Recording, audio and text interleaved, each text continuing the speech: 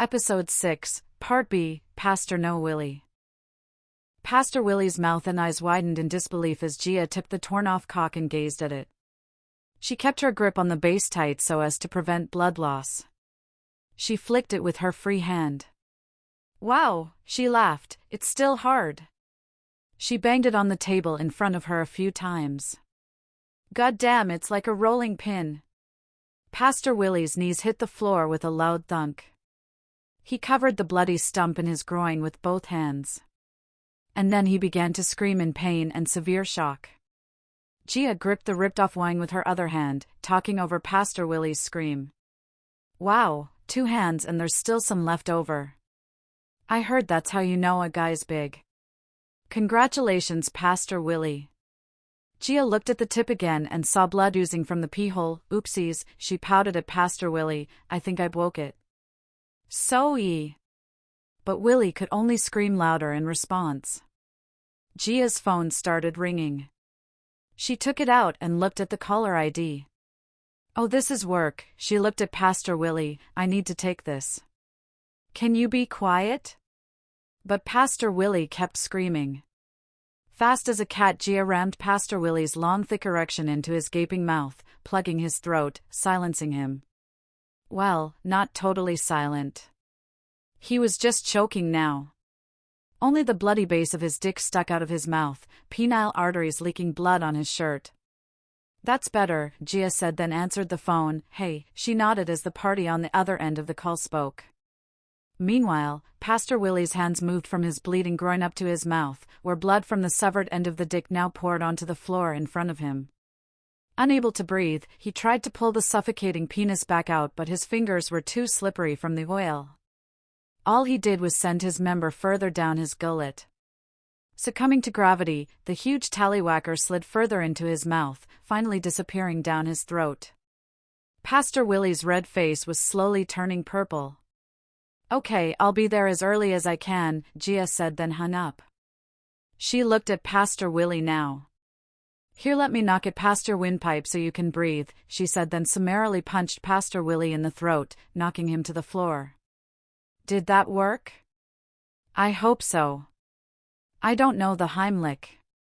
Gia noticed the blood on her shirt, oh, BRB, and left the dining room.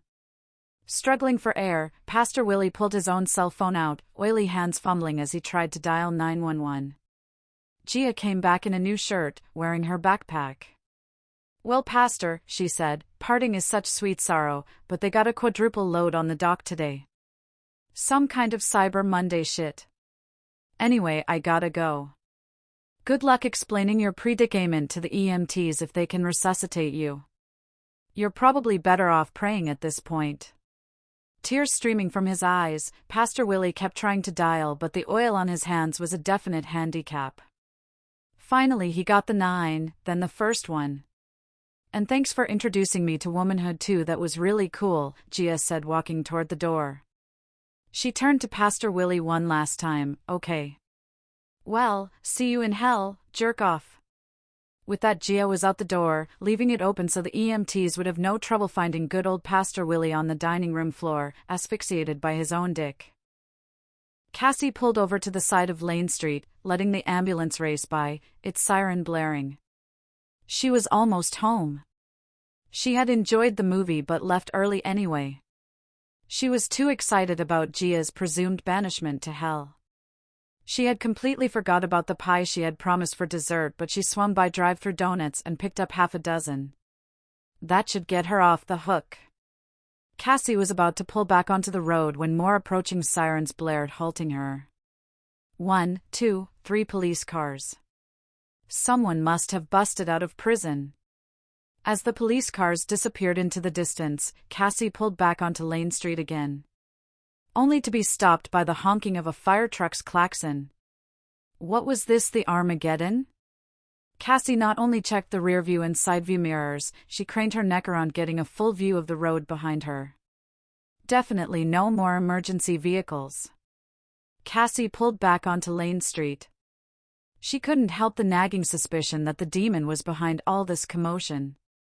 Earlier, she could have sworn she saw Gia trudging along Lane Street going the other way, towards the Buy More store, but it was way too early. Gia's shift didn't begin until 11 p.m. She was still being exorcised by Pastor Willy for sure.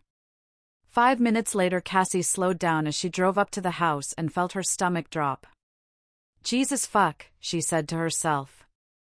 Then she yelled it. "Jesus fuck." The end of the cul-de-sac was lit up like it was Christmas time.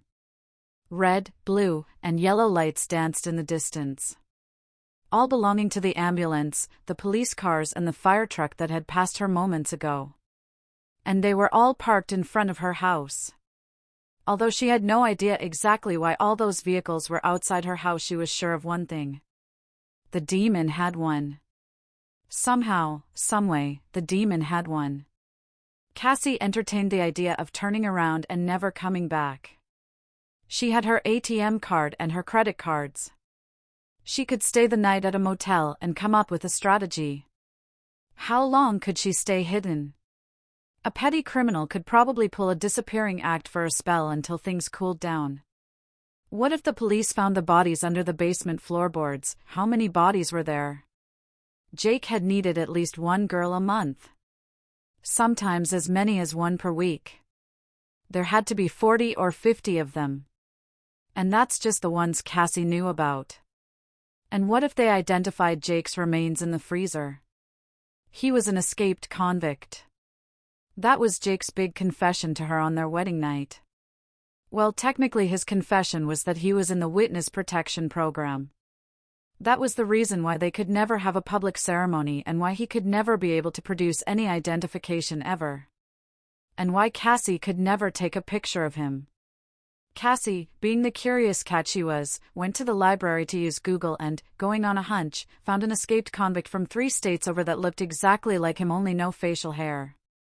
He was wanted for sexual assault on an underage girl.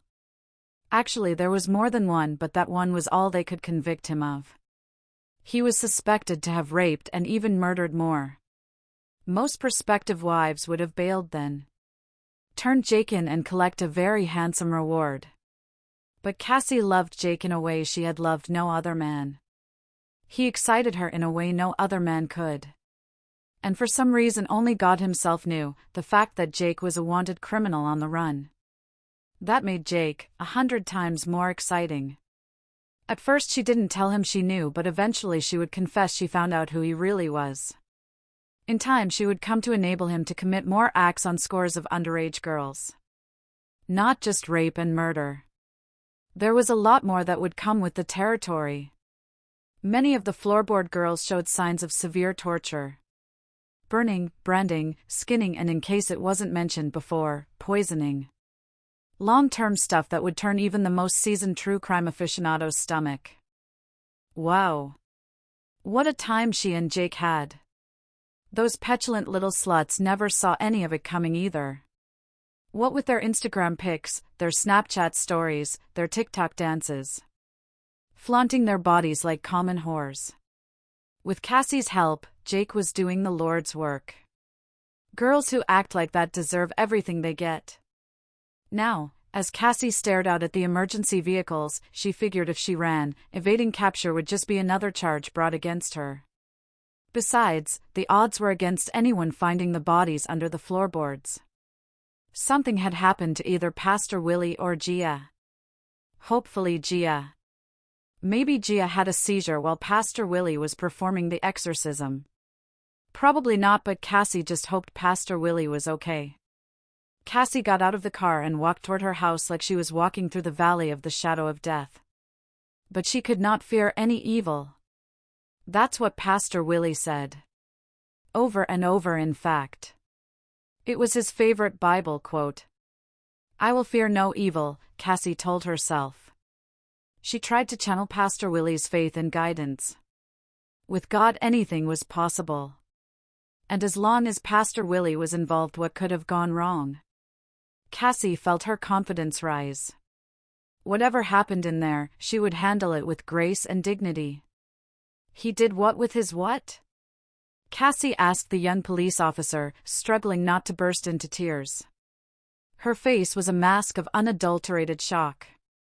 He cut off his own wiener and tried to swallow it, the officer answered. The stern look on her face made the words she was speaking seem all the more absurd. Behind her, 2 EMTs at a stretcher where Pastor Willy's body lay, covered his blue face with a sheet. "We were able to remove it," the young officer announced, then queried, "Did you know him intimately?" Then, as if she felt like she needed to clarify, "Sexually?" Already in a state of disbelief, Cassie was now doubly stunned to be asked such a question. "I'm just asking because you would know that his wiener was extremely large," the young officer continued, "and it created quite the obstruction. Around 13 inches. It took several minutes to pull out." The young officer looked at one of the EMTs at the stretcher. "Still got that wiener bag?" The EMT raised a plastic medical bag. Though it was not see-through, Cassie could clearly see the shape of what can only be described as a long hunk of kielbasa. Cassie nodded blankly. "So that's how Pastor Willy got his nickname. Did you know if the deceased was mentally unstable or on any drugs?" "Bath salts specifically," the young officer continued. "Not at all."